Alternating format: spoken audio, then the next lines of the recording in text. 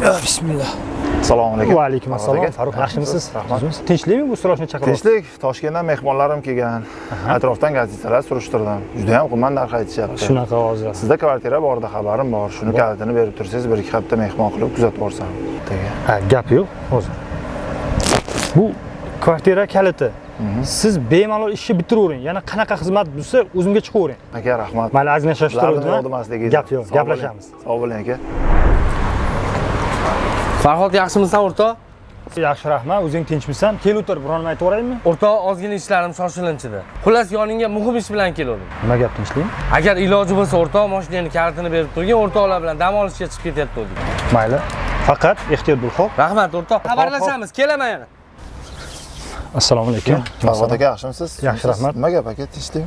Mashinani urib oldim. O'shanga gaydan olib chiqish uchun $300 kerak. Berib tura olmaysizmi bir haftaga qarzga?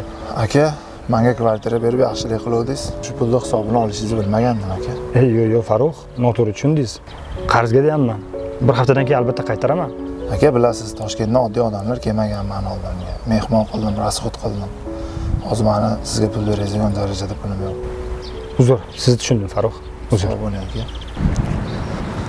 Do'stim, yaxshimisan? Ha, yaxshimisan? Xullas shunday bo'lib qoldi.